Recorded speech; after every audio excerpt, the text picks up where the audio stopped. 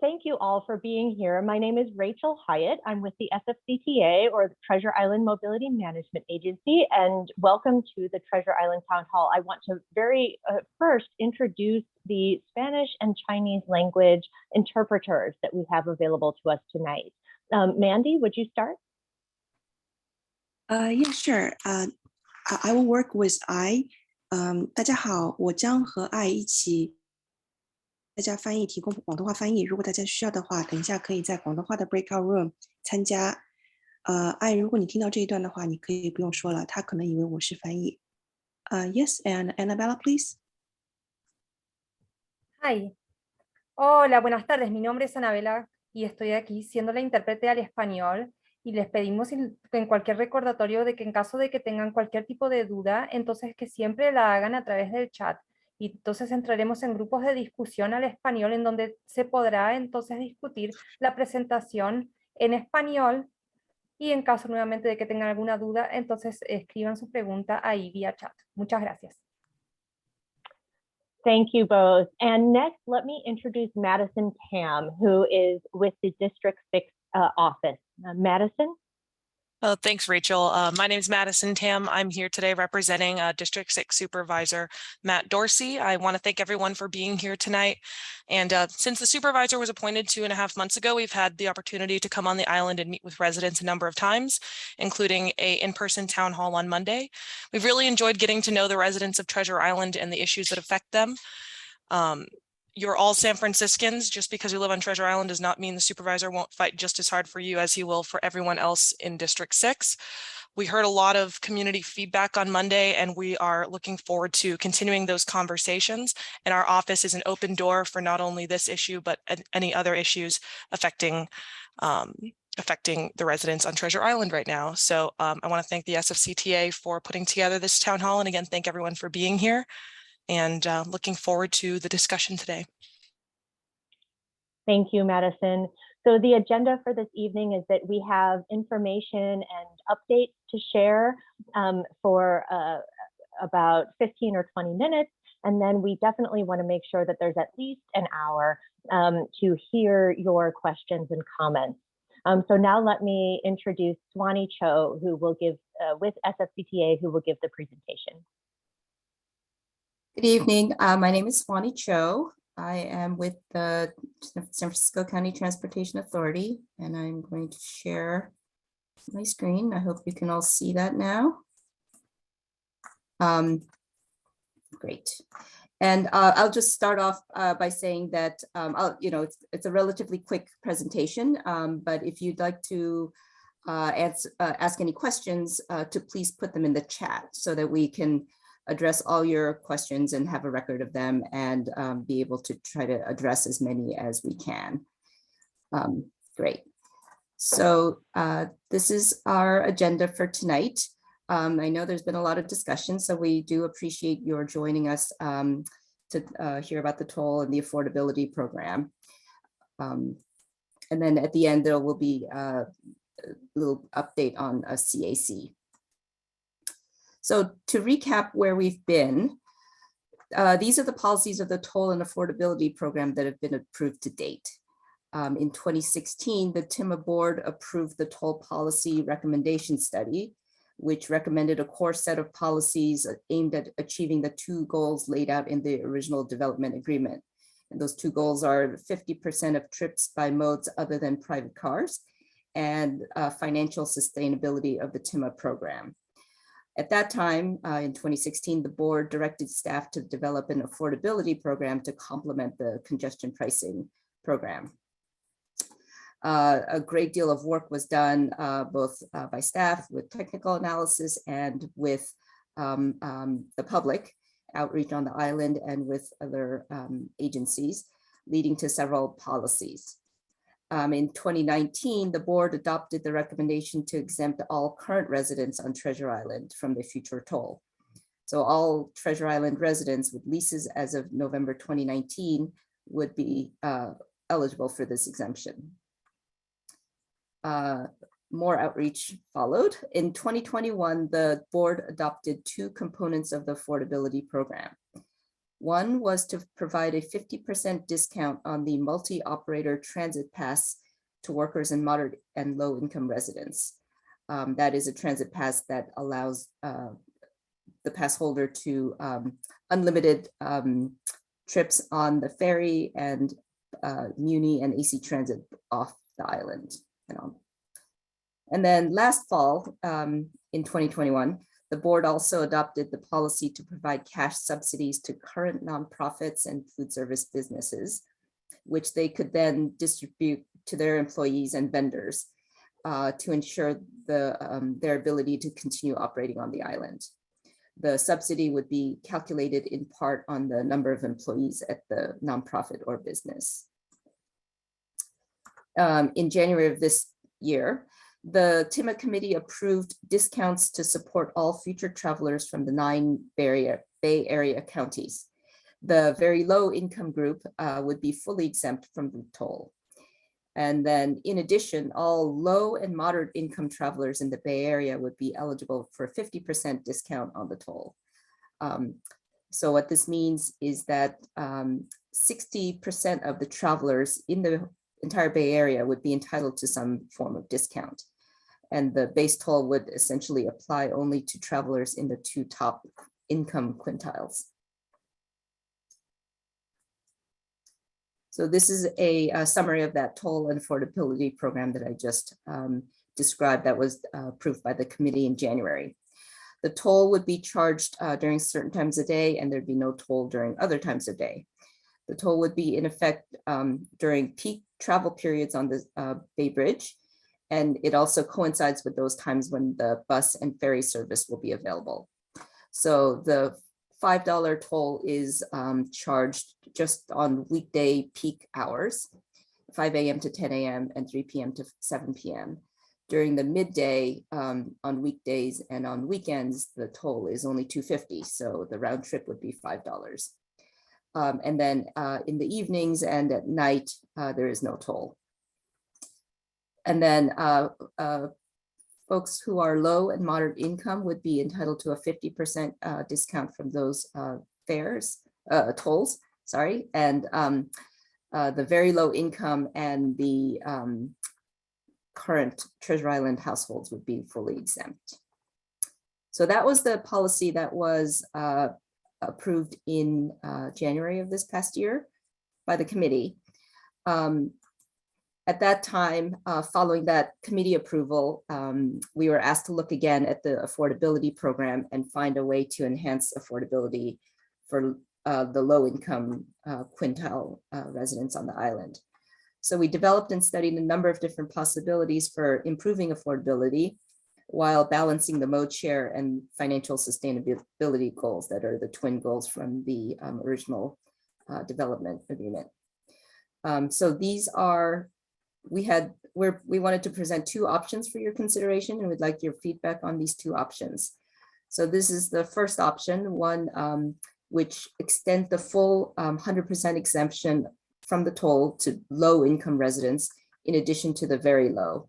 So the if you look on the right-hand column, the low income Treasure Island residents are added to the free category, in addition to the very low income. And then the low income non-residents would be still entitled to the 50% discount. A second option we analyzed would provide the full exemption to all low income travelers, both resident and non-resident, to offset this affordability component, both in terms of the mode share and the financial impact.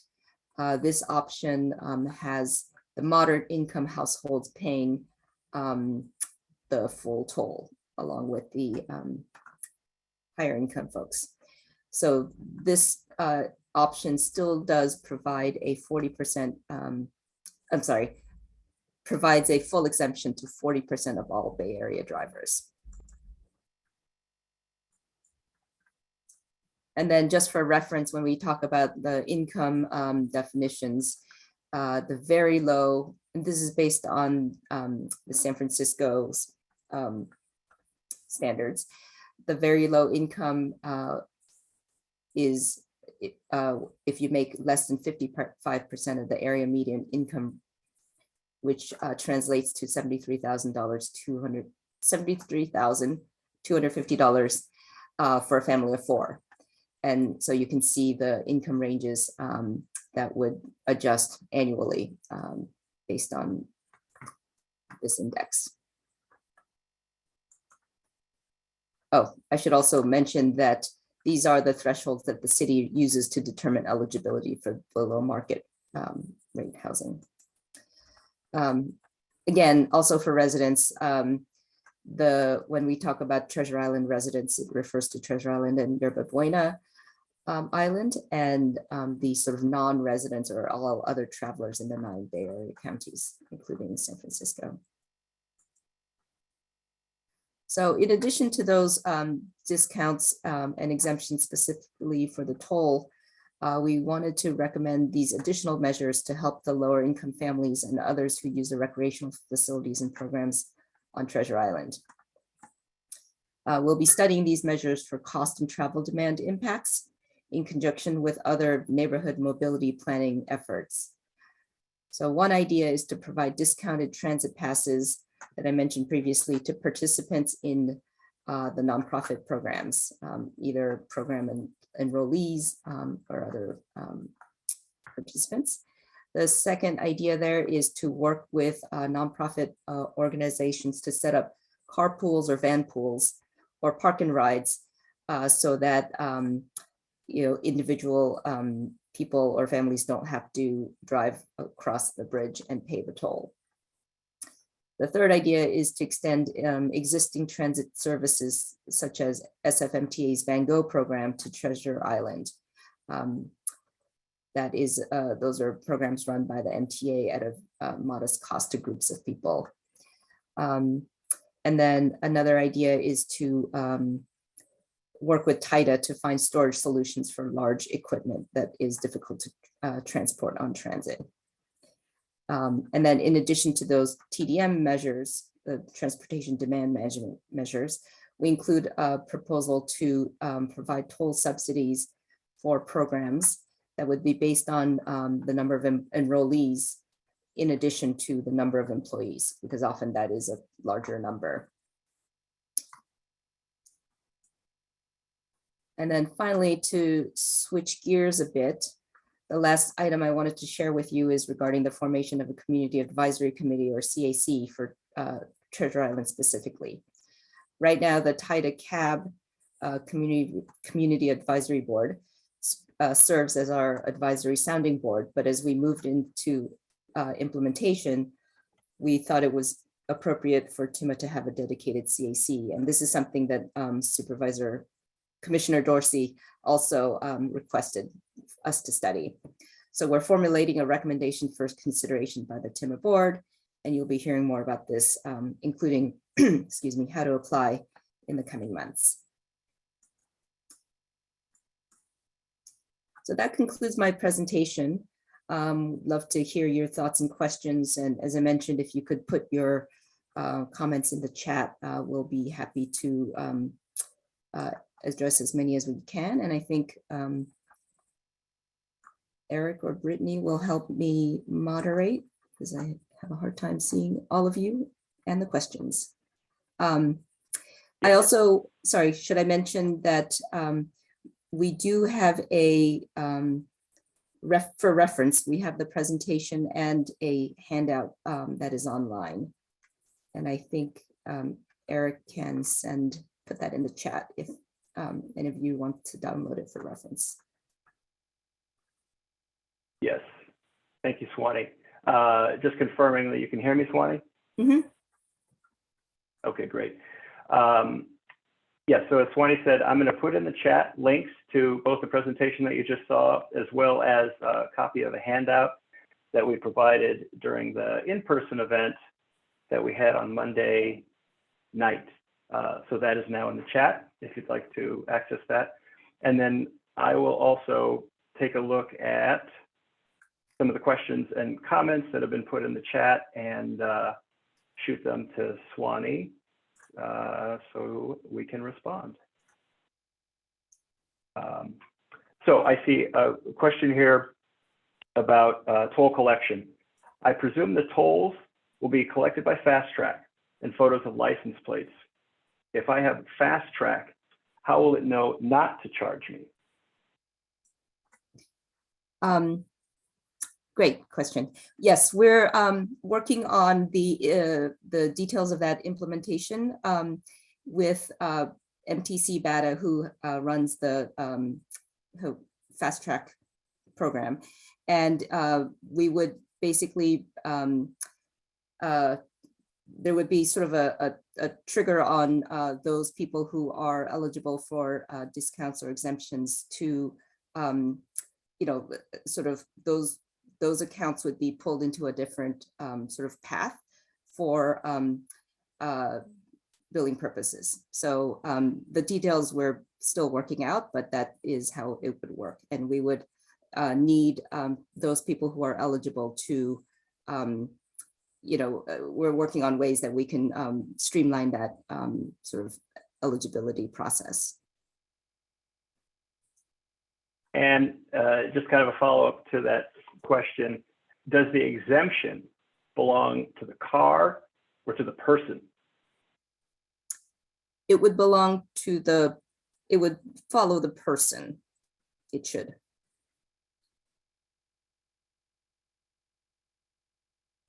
Because it's linked to that person's account. Yes, it's linked to your Fast Track account. So I'm looking at the next question on the chat. If you're in a rental car or with a friend, how will the toll know not to charge me? It won't unless that person is using, your Fast Track. Here's a question about Uber and taxi. If I'm in an Uber or a taxi and they drop me at the toll, I guess toll booth or the toll area rather, there will not be toll booths, but the toll collection area. Because they don't want to pay the toll, how will I get from the toll area to my apartment? The tolling will happen sort of as the autos or vehicles drive through, enter and exit the island. So it would not actually be safe for any vehicle to kind of stop on the on-ramp or off-ramp to drop off a passenger. So I don't know that that would be a situation that could happen. Here's a question about if a double-decker bus comes in, do they pay $5 each way for 100 people or however many people are on the bus? This seems like a missed opportunity to raise funds. Even 50 cents each way would be $100 for the bus. So that's a comment. There's a question about when do the bus and ferry subsidies start? I think as far as the double or any kind of buses, transit vehicles are exempt. A double-decker tour bus would qualify as an HOV vehicle, I believe. I'm not sure. I'd have to look at the kind of the state regulations, but I believe the HOV limit is 8 people on a vehicle. So assuming they have 8 people on the vehicle, it would actually be exempt from the toll. The toll is, it's intended not only to raise funds, which I think is kind of where you're going with the question, but it is intended to mitigate congestion. So if there are 100 people on a bus, that is 100 sort of people who would not be coming in private cars. So that is the rationale for that policy. The bus. Go ahead. Sorry, go ahead, Swani. And the next question, when do the bus and ferry subsidies start? The TIMA program is intended to be operational in 2025, which is when we can get the policies and the program, the toll and affordability programs adopted, the infrastructure constructed, and then at that point when we are able to generate revenue, that would be what subsidizes the transit services. And also, just to add one final thing to that response, thank you, Swanee. And Swanee mentioned part of the goal being to raise funds. I would just add to that funds for things like expanded transit service. So that's where the revenue would be going. Here's a comment and a question. We know who is against the toll. Who among agencies or elected officials are for it? I'll take that one. I mean, I think you would have to poll the supervisors and have them comment. You know, we are still, this is all a policy development stage. These are policies that staff have worked on, and it's our hope to present it to the board for their consideration and possible approval. So as staff, we can't speak for the electeds and exactly what determination they're going to make. Question about income, because Swanee earlier had some income charts. Is income defined as taxable income on the California income tax form or in some other way? On that, we would work with the city of San Francisco. I think we have met with the Department of Human Services and would look to sort of, you know, sort of tag onto their system as much as we can so that we don't have to have, you know, duplicative or competing standards. So I would defer that to sort of a city existing definition of income.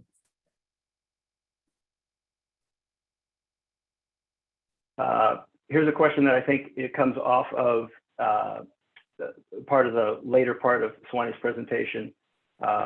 Would storage for large equipment include storage for 2-, 3-, and 4-wheel electric personal mobility vehicles?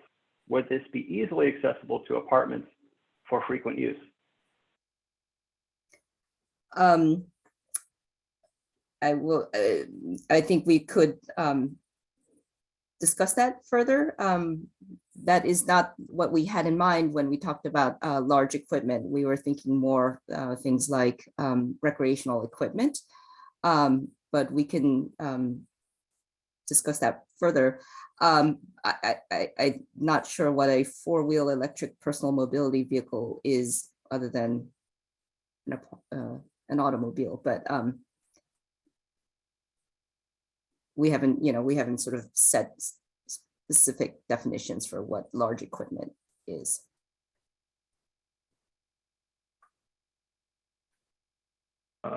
Okay, I am scrolling.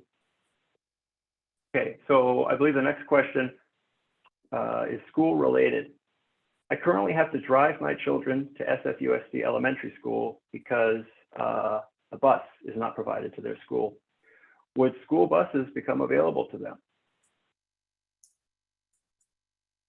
That is one of the sort of forms of transportation that we would love to get feedback on.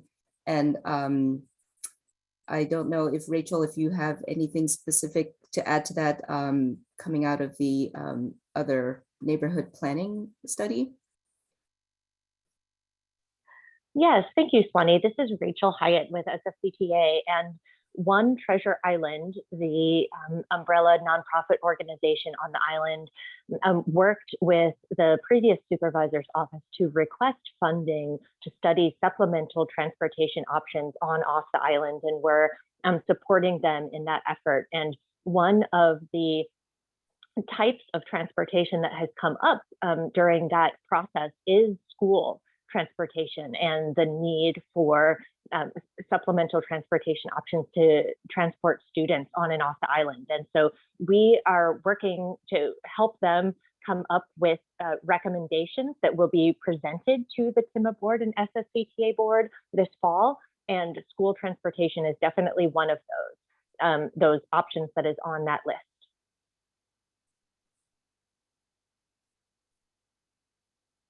So the next question, and I think this bears repeating, the next question is, what is the toll used for? Is it also used for the development of our island? So Swani or Rachel, do you want to answer that? What is the toll used for? I can start with that. And the toll is specifically for expanded transit and associated transportation and mobility improvements on the island. It's not used for development. And in fact, the developer is obligated to subsidize the transportation, the mobility program that we are setting up here as part of their development agreement in the early years. So understanding that in the early years, there aren't as many residents and not as many travelers to the island, the revenue generated by the toll will not be enough to support 100% of the costs of the expanded transit. And so the developer is on the hook for supporting the mobility program costs. Isn't the toll designed to discourage rideshare? We have Muni and Ferry. The toll is designed to discourage, solo driving trips, essentially. It is designed to encourage people to take transit, like Muni and the Ferry, and it's designed to encourage people to take, to do carpooling or other forms of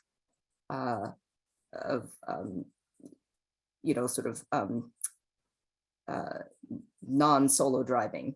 So I actually think that it is, it's not intended to discourage rideshare. Next question is, has the toll policy been confirmed yet, or is there still a possibility that it won't be collected? So I'll answer this one. The toll policy has not been finalized yet. The aspects that we're talking about tonight are elements of the toll policy and affordability program that staff are working to develop and bring to the board for their consideration.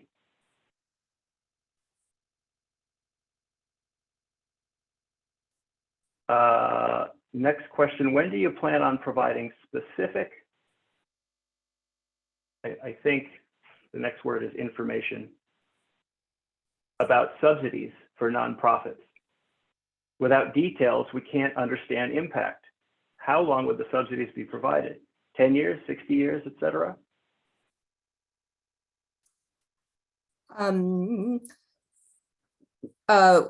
Well, I think we would have to,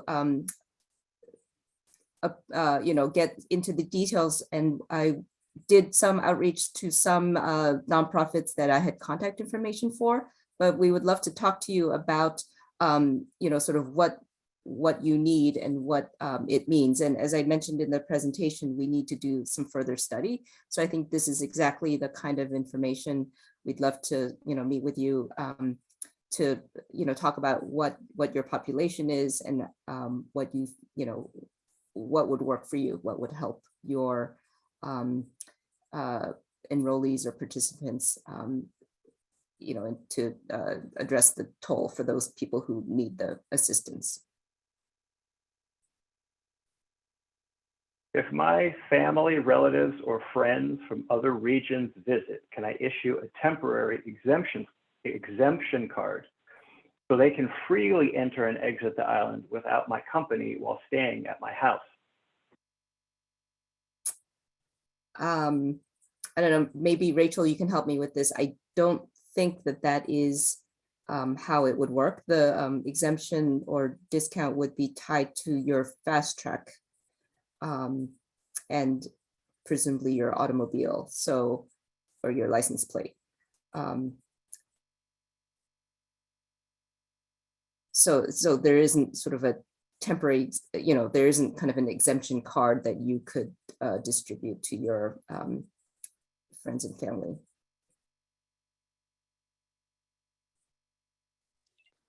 Hey, excuse me, can I ask a question? Hi, Melanie. Hi, how you doing?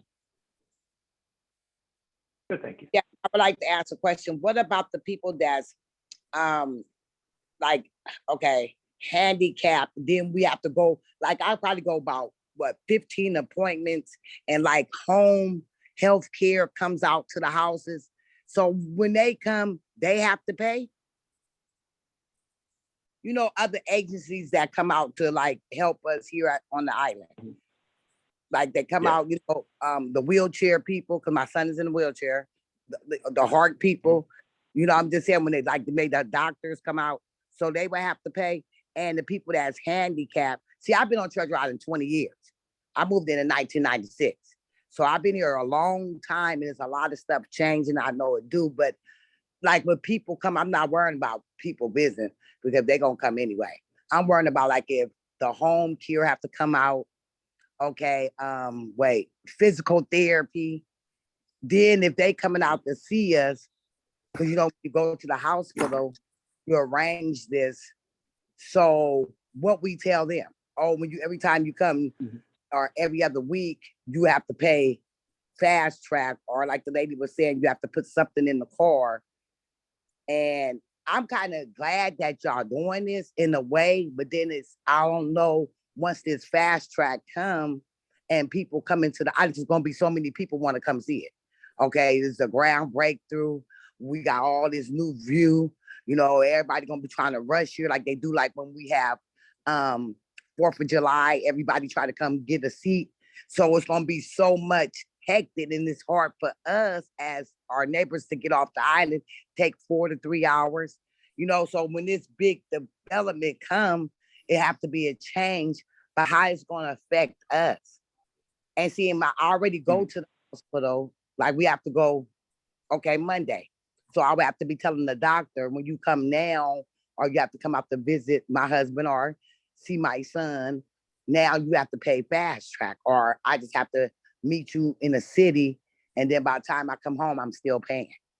So this is a lot of that. This is a big step, and I'm kind of happy that all my kids already graduated, because like Rachel was just saying, we did have that, the Boys and Girls Club, and the school bus come out because we had the schools here. But these kids that's going back to the school, start on the 17th. It's going to be a lot on them. And especially at people that got 5 and 6 kids. And it's not all about me. It's about them too. So I'm just worried because when you see me at that meeting Monday, I had just got home. And this is how tired I be, because I have to do all this and then get back to the island. And now this is gonna be hectic. You know why? The fast track coming, all the new developments coming, all these businesses coming, and then the people that's suffering is us. Because we've been here, and so I have to, I gotta wait until the cars leave off the island. Oh, I probably can't make it to my appointment on time. Oh, well, just tell the people if my husband heart goes out, you know, since sometimes we don't have PG&E, or, you know, when the lights go off, they is working on that. Oh, I got to rush him to the city.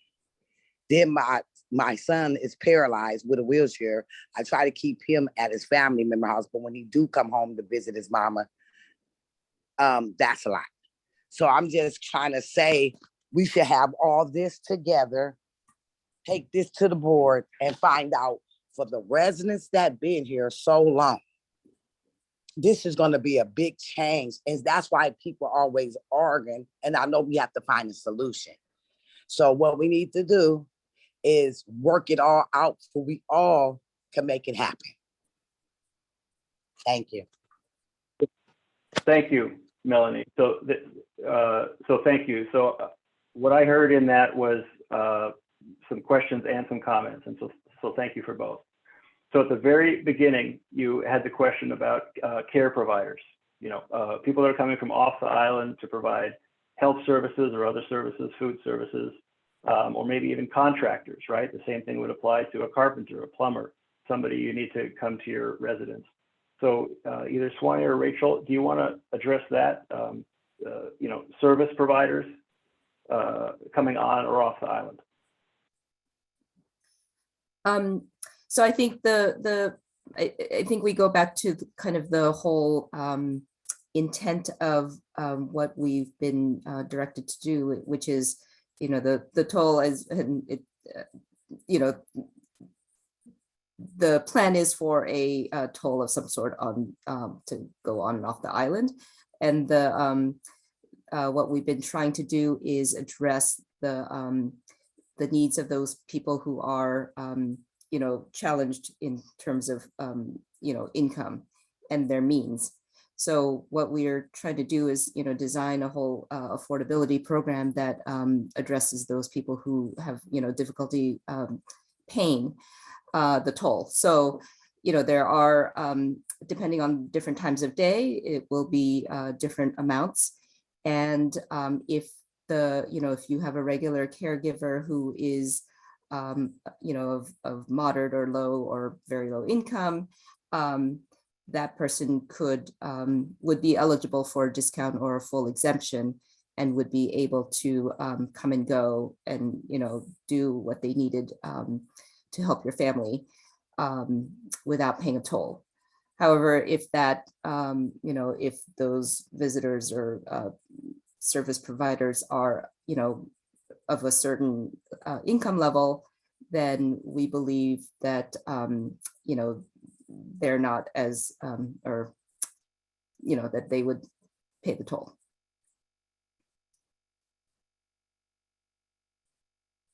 So here's a question about youth, young kids and the island and getting on and off the island.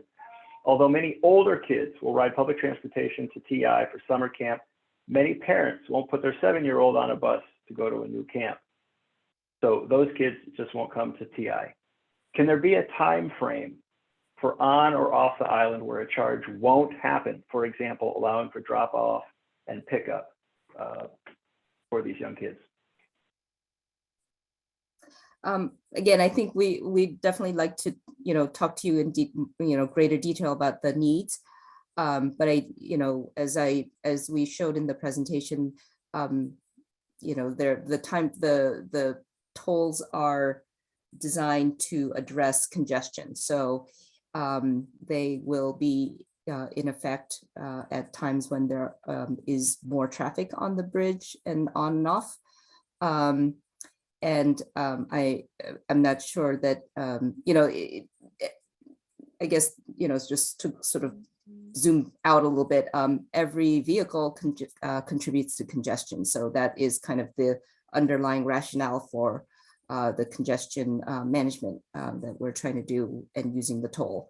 But again, if we'd love to, talk about the specific needs of summer campers and, and recognizing the difference between, kids who can ride public transportation themselves and families who, for whatever reason, would rather not do it that way. And that, goes to sort of park and rides and other potential modes that could, address the need, but also not contribute to the congestion.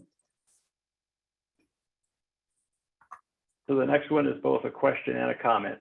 If I get sick and my friends visit urgently, will you put a toll on them too? If I invite my friends to my birthday party, will they get a toll? The point is that if my friends and family visit me at any cost, I think this is a constraint on my life.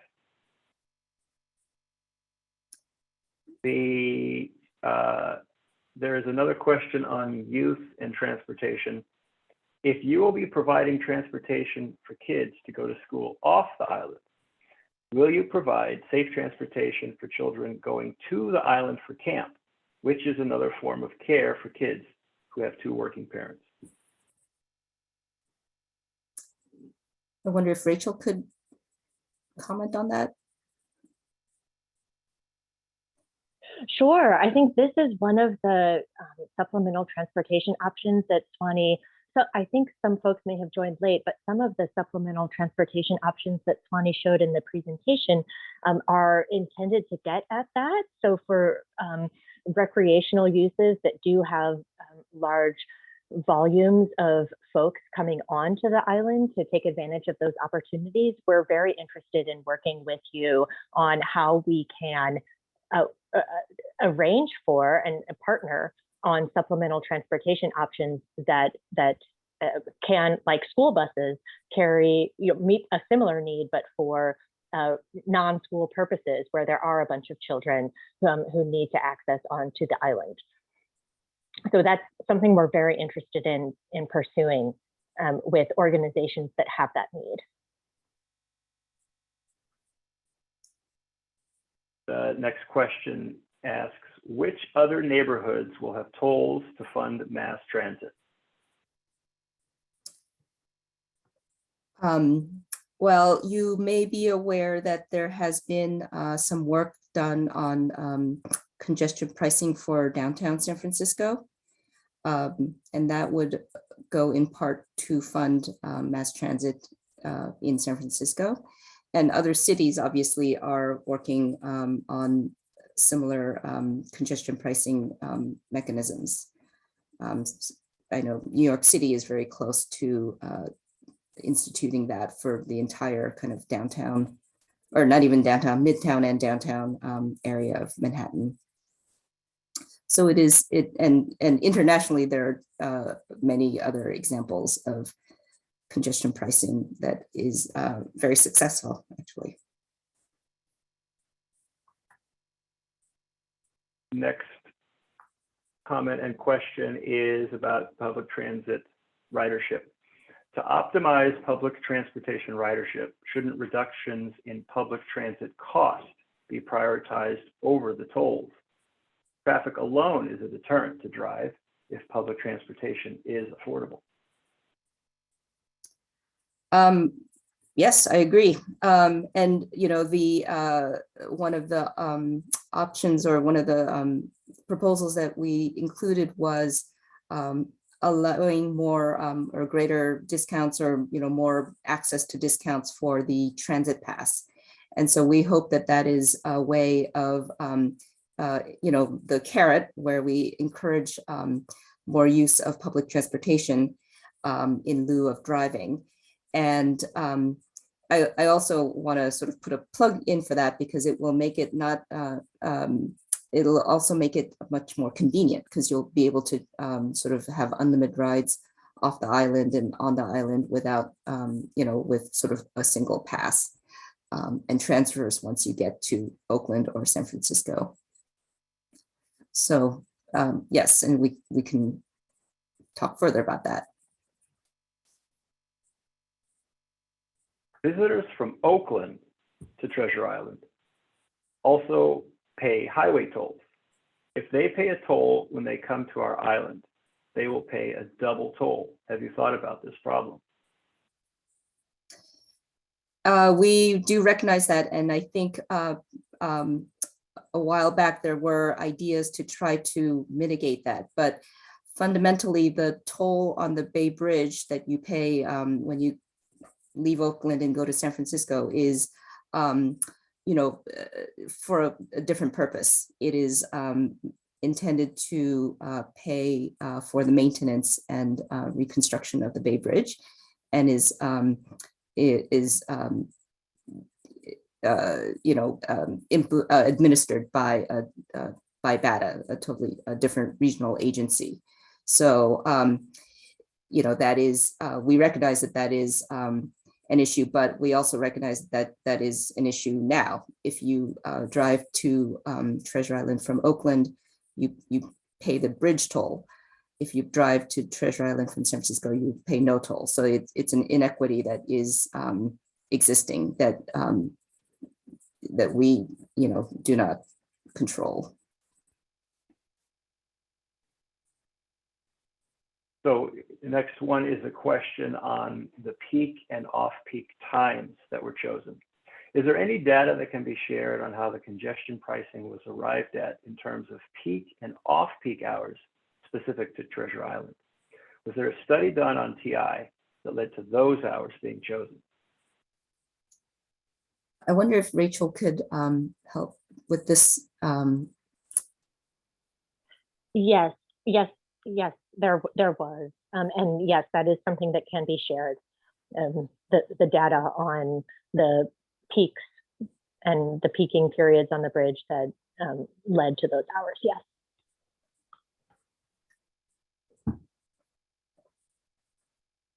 Let's see, so the next one, that's fairly long, let me see. Okay, so I think this is more of a comment. As a suggestion to the comments and questions I've heard so far, a proposal to the supervisor to require / subsidize businesses such as plumbers, locksmiths, et cetera, and business services such as Meals on Wheels, et cetera. Something that would commit to having multiple essential services such as plumbers on the island. The island falls in a strange service area. Some of the people we call for carpentry, plumbing, repairs come from Hayward, some from San Francisco, and some from Marin. Having a subsidy or plan that ensures these types of businesses would reduce congestion and encourage competitive prices and avoid price gouging. There's a question about, can you share a video recording of Monday's meeting or a summary of the discussion? I was not able to participate, so I wonder what kind of contents were exchanged. So the Transportation Authority didn't record Monday's event, the in-person event. What we wanted to do was offer an online event for people that either couldn't make it or you know, maybe weren't comfortable being in a room with lots of other people. So no, I'm afraid there is not a recording of that evening. I can tell you though that based on the questions and comments that we're hearing tonight, there is some overlap. Can you provide more details about the transit pass, for example, the cost structure? The transit pass will be a sort of a product delivered on the Clipper card. And it will be, right now, the idea is that it will be valid for the ferry on and off the island, and it will be valid on Muni to sort of on the 25 and then transfer once you get into the city. And then once we have AC transit service, it would be valid on AC transit. And again, to valid for a transfer once you get to Oakland.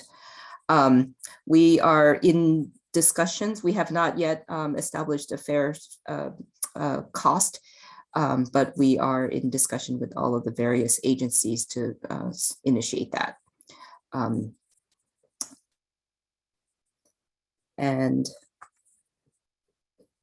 Carissa, great. We have your information. I'll be reaching out to you directly.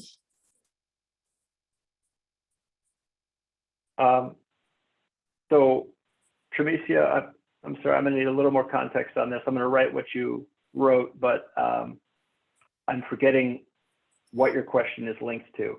So you said, just to clarify, the data was a study done on traffic coming onto and off of TI, not just bridge traffic, correct?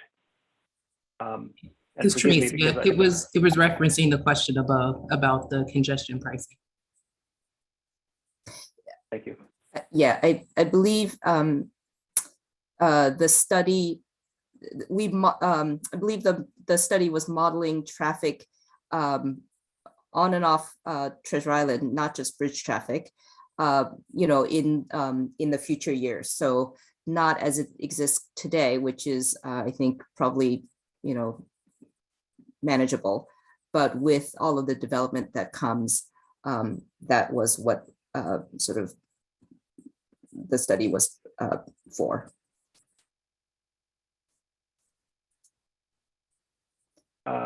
Let's see, why wasn't there a recording of the Monday evening meeting? The overlap was very minor. As to why there wasn't a recording, typically we don't record our in-person meetings. We just haven't thought to do so in the past. What is the time frame for the Treasure Island Ferry to be part of Wida? That is expected to be in about 2025, as I mentioned, as the entire program kind of launches. We are working very closely with Wida to, you know, make sure that we can deliver that. We are anticipating that the service will be provided with an electric ferry, so it's zero admission. And so that vessel needs to be, sort of built and permitted for this service.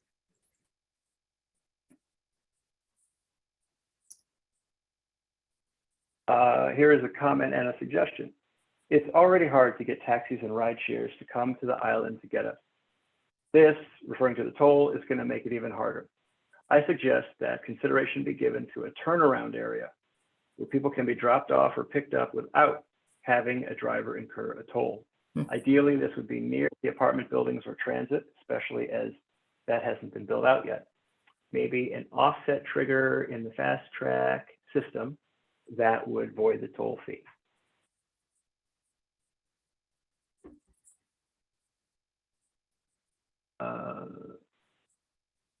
And I think that catches us up. And then a comment from Steve. The study was done 2 years ago before the pandemic.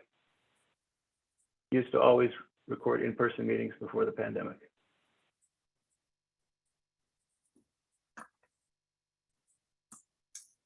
Melanie, did you have another question, or is your hand up from earlier? Yes, I have a question. You know what I wanted to say? I know how much hard Rachel put this through, because I remember she first started and she came out here, and I remember Rachel, she was trying to get all of us together, she could hear the voices for the people that's out here, because she didn't even believe it. Oh, all these people on this island, all this going on, and she was so stressed out. But I can understand she have a job, and I appreciate her and the other man that I met the other day, because y'all working down there. But all I'm saying, I already know. I've been here, I didn't see cars come, go, tow, all this, but it's gonna be a lot on us. And all I'm saying is we should be first priority. See, we always one in the back burner, and that should not be like that no more. Of all these people, trucks, people, home care, trucks, businesses, because we didn't see all the cars come. Dust is coming, they building right in front of us, you know what I'm saying, right now. Every day trucks is coming. It's just gonna be kind of like she said, in 2025 or 2004, all this is gonna start. We should make sure the people that's here, like she was saying, when people come, I'm not too much into the company, because when people always come, oh, the island tour, here goes Treasure Island. They come in, and then some of them get lost. We don't want no accidents coming down the hill. A lot of stuff we've been seeing. At the end of the day, all take care of the residents first, because just like you buy them garbage cans down that's on Market Street, like I said, we need stuff here where we won't have to be struggling. I'm not saying I suffer by being here, because Treasure Island is the wonderful place in the world. Like I said, in my story all the time, but it's just like we left behind. And it should not be like that now. So all this, everybody planning, all the team that's aboard, just help us and see what we dealing with. And I'm kind of happy that my kids is older. Like I told you, it would be hectic, because if they do miss the school bus, guess what I did? Jump in the car. You can't be late. You get to school, your kids can't graduate if they don't be at the first period. I can't fly across the bridge, you know what I'm saying? So what I went through just to get there and then get back on the island. So just think when this come, and then lucky, like the other lady just explained, people that's coming from Oakland to Bridge. And then I'm telling you right now, with Fast Track, if you not going through, it already went up from $7. Everything is going up. People is getting letters. If you don't, this going straight to DMV. So it's just a lot that's going on. And I just wish that all the team members will work with the people how we feel. And other than that, I appreciate Rachel, because when Rachel came out here, everybody was on her, and she was trying to see, what program is here. And there's a lot of programs. We just cut the ribbon yesterday with London Bridge to break the thing. Mercy program is coming. Now that's a big program. I know all about it, because I was in every program in San Francisco. So it's going to be more people. Home Free is here. Okay, people coming from prison, they're going to be coming, probation officers. There's just a lot of people that's going to be coming, and it's going to be accountable for everybody, and it's going to be a lot on us. And we already dealing with enough while they billing, and we still on island.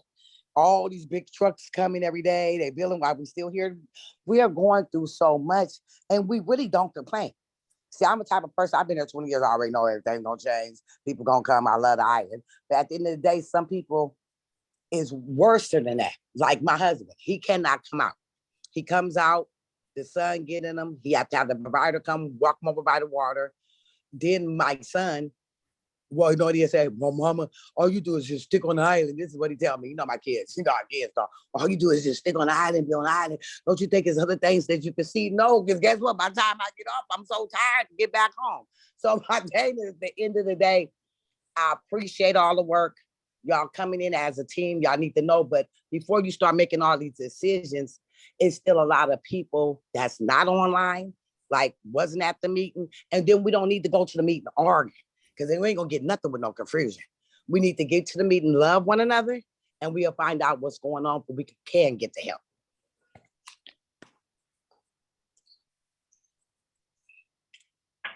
Thank you, Melanie. You're welcome. There's a comment and a question here. Please specify exactly what benefits our residents and islands will get if you get the toll. The presentation so far is focused on our residents being exempt from the toll, and it is not convincing why tolls are needed for us. What I can imagine is only that my life will be restrained. I think one aspect of that, of the answer to that, is that we are, the tolls are funding, you know, the sort of expanded program of transportation options on the island. You know, bus service to the East Bay, which doesn't currently exist. More and better, more frequent service to San Francisco, including eventually a service that would take you to Civic Center.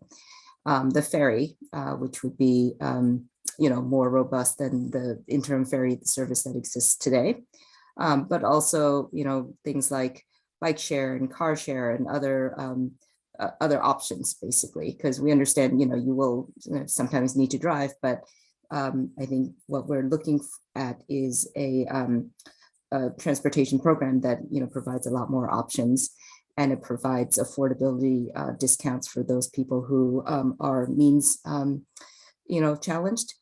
And, you know, not only that, this is an essential part of the overall development, which will bring, you know, a lot more housing, which is sorely needed in the city, including 27% of that housing, over 2,000 units, being affordable. And so, you know, and as well as, you know, acres of public open space and other kind of benefits that we think come with the, you know, the whole package.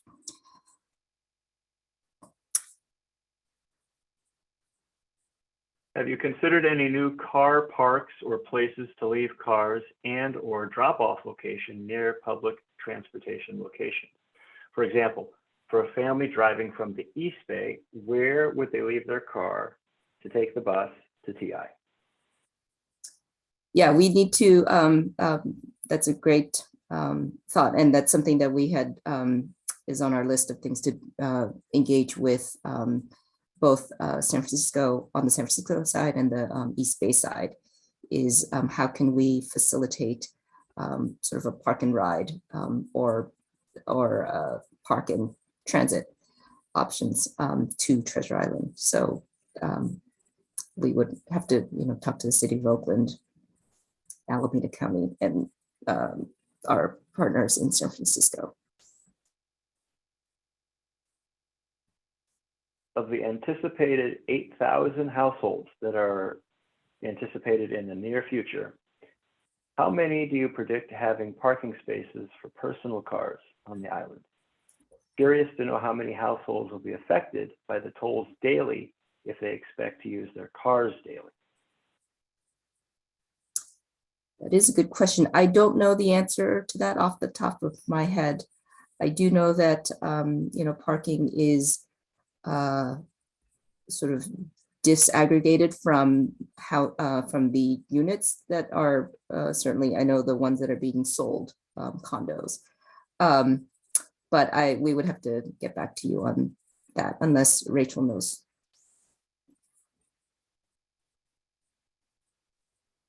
Yeah, thank you, Swanee. And I also invite the representatives from TIDA if you would like to speak to this as well. The development agreement does require a parking maximum, so there will be a limit on the number of private residential parking spaces that are allowed to be built on Treasure Island. And as far as how that is implemented with any individual residential project, we defer to TIDA's land use authority on how they implement that parking maximum. Yeah, and this is Bob Beck with TIDA. So the parking, each individual building goes through a planning department review. The entitlement is up to 1 parking space per unit, but as someone, I think Swanee mentioned, the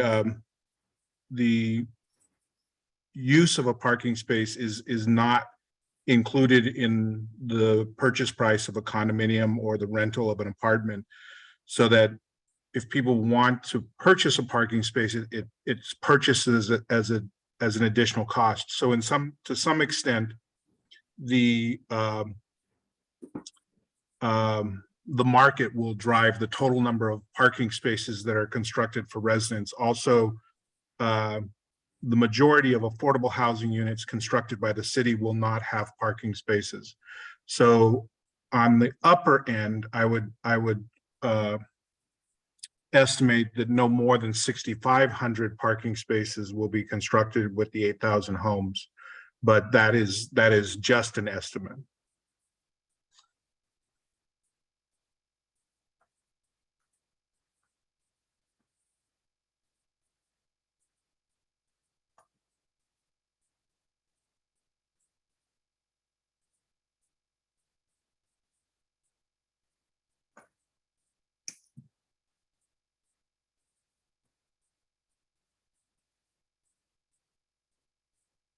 Sorry, I was on mute. Please share the anticipated cost of parking. If not, what is your best guess?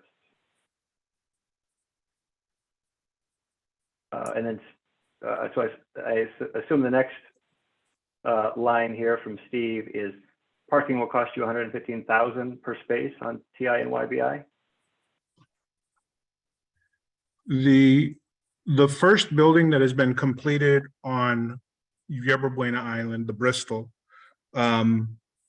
the parking spaces have been priced, as I understand it, at $115,000.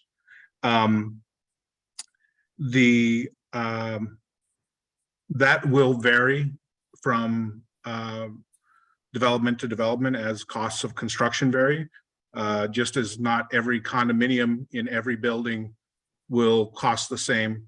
Not every parking spot in every building will have the same cost either. So it will be priced independently by each building. And in rental buildings, it would be rental apartment buildings. It would be rented, not purchased.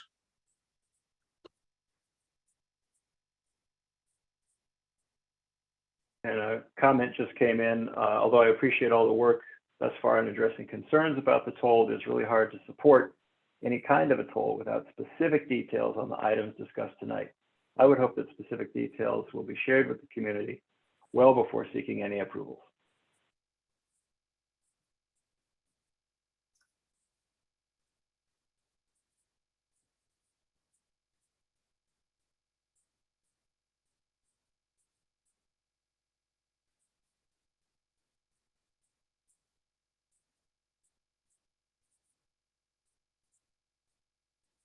And I am not seeing other questions or comments so far.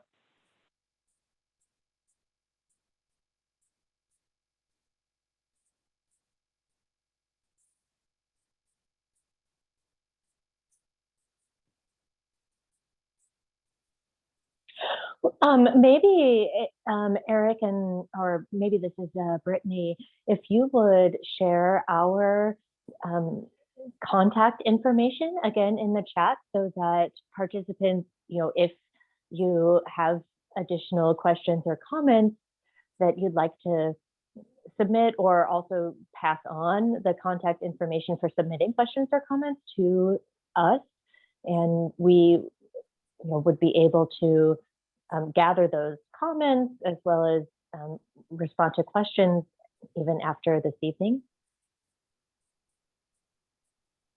That's right. So I've just put into the chat the email for the project, and I will also follow it up with the web address.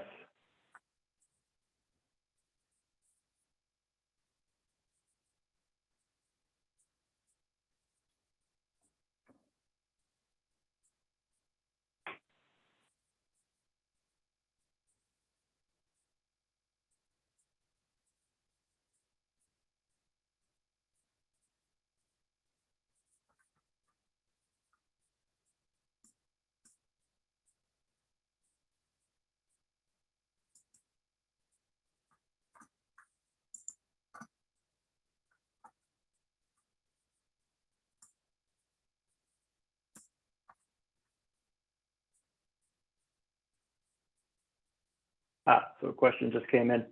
Was there a discussion of a one free on and off the island for residents? Say I want to grocery shop once a week. I would need to go during the weekend, during off-peak, so I could get bulk items from Costco while the store was open.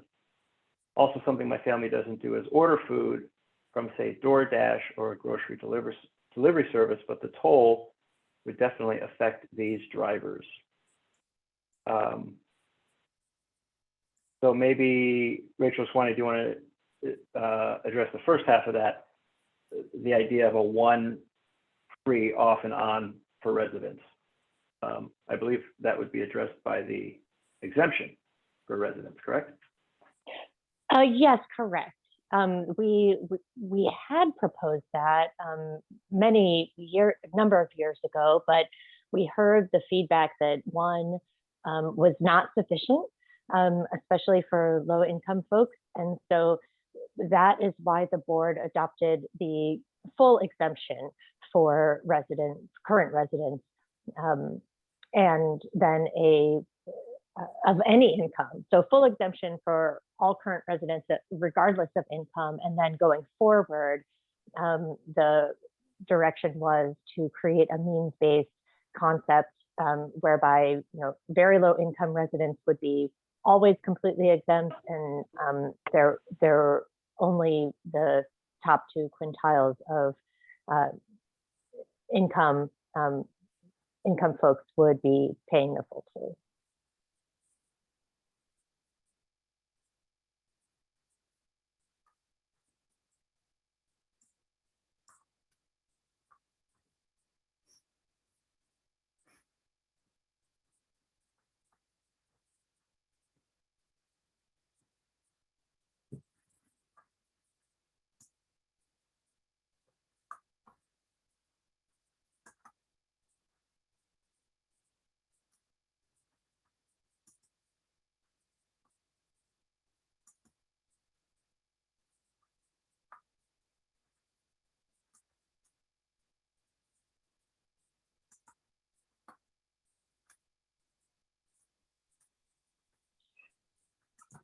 So I defer to Eric and Swanee on this, but I think we are happy to stay around through 7 o'clock.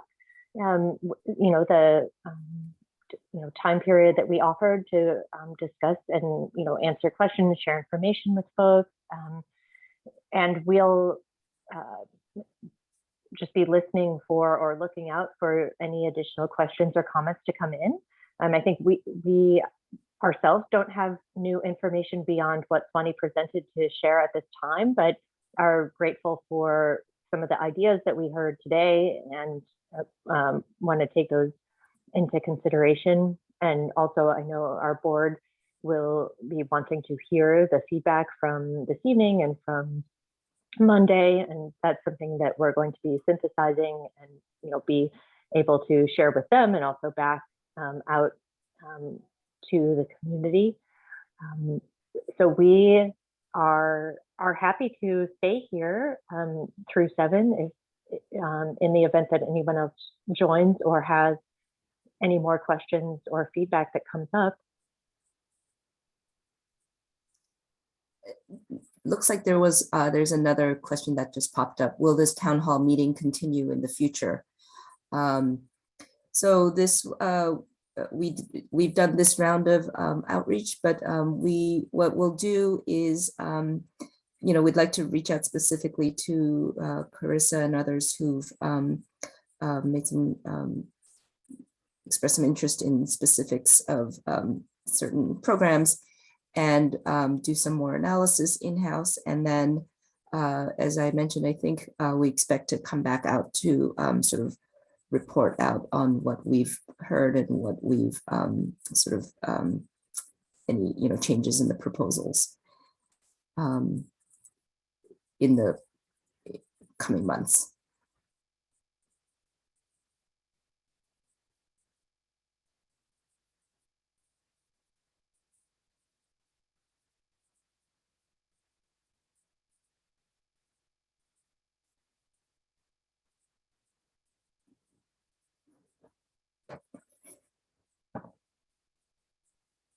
And we do appreciate everyone taking the time to join and tune in and speak up tonight. So thank you very much for folks who participated this evening.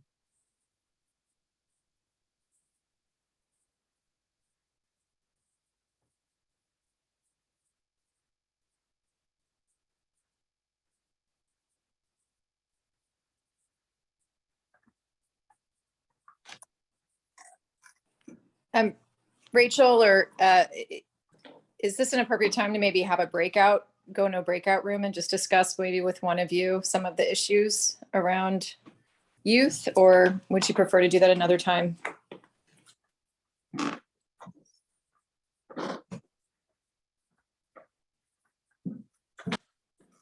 If it's appropriate to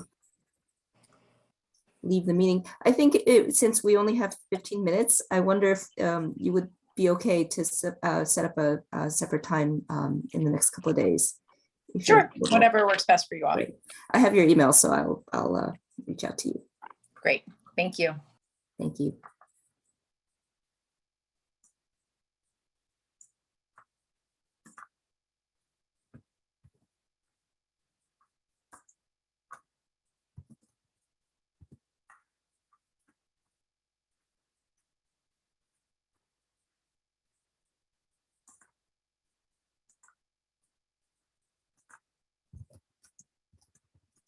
And just noting for everyone who is still here that Madison Tam from the District 6 Commissioner Dorsey's office shared their contact information as well.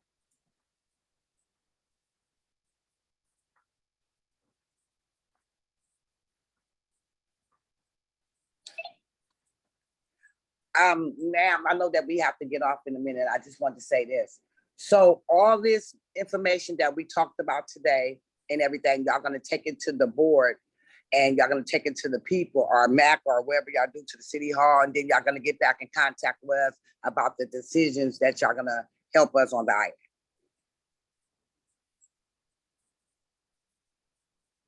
Huh, ma'am? So we would, can people hear me? I'm sorry.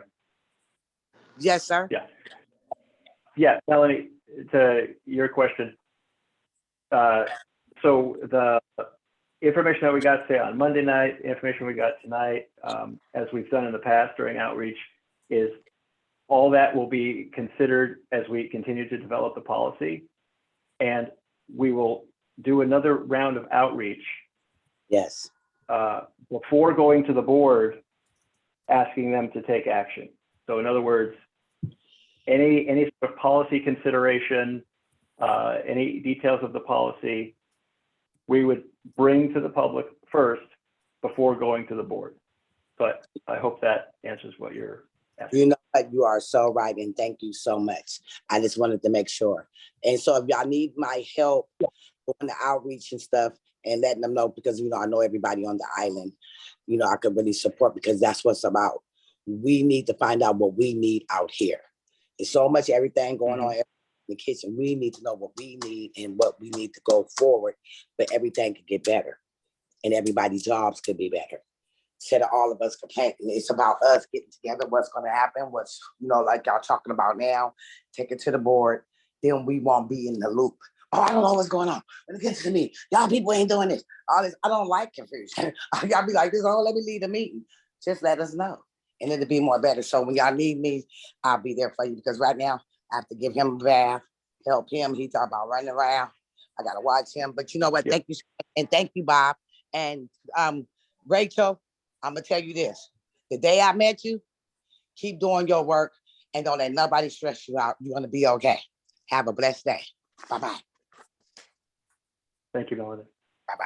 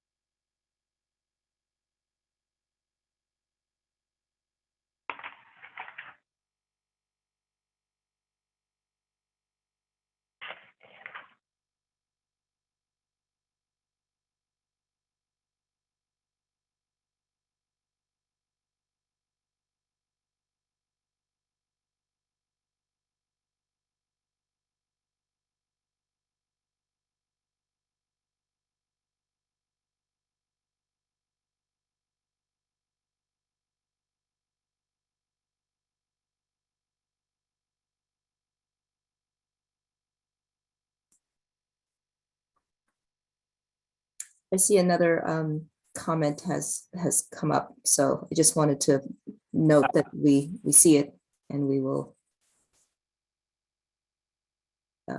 take that. Yes, about caregivers, noted. Mhm.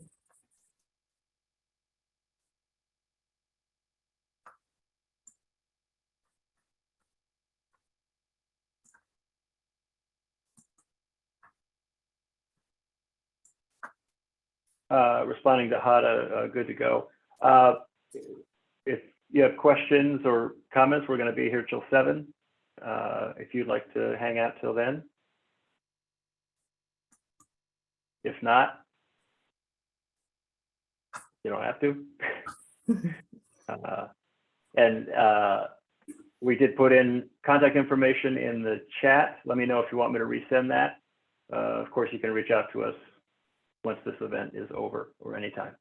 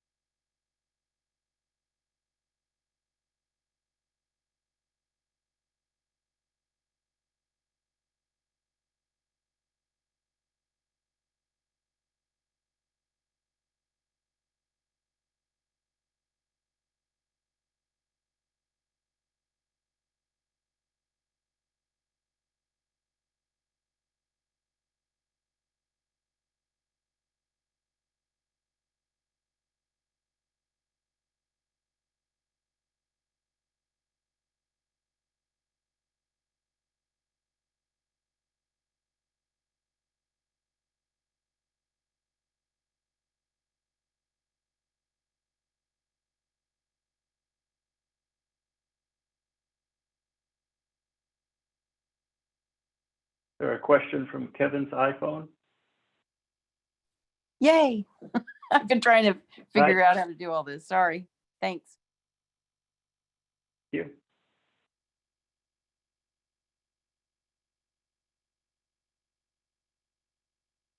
Is there, So I need to say it? And so, Is there a question? sorry, I wrote it down. Okay, so my comment is advocating for caregivers not to be charged, please, this toll. It is hard enough to have an in-home person or provider or caregiver come and go when they already have their own expenses to do that, especially if they come from the East Bay, and that has been my situation with someone too, and to keep the same person and to make it advantageous for them still to choose Treasure Island clients as people they would like to take care of or help. Once they are here, then the client may have a need for them to go and run an errand that was not possible to ask that provider to do on the way and cannot wait. Say, for example, we're waiting for the doctor to call and they want the person to start on a prescription that the client then has to go and get, or back and forth, or they're having to come in the morning and then come at night. It's just not a very good thing to charge caregivers that are not on a sliding scale that money as well for this toll. So that's my comment. Thanks. thank you. Noted. Thank you. Thank you. Let me lower my hand. Oops.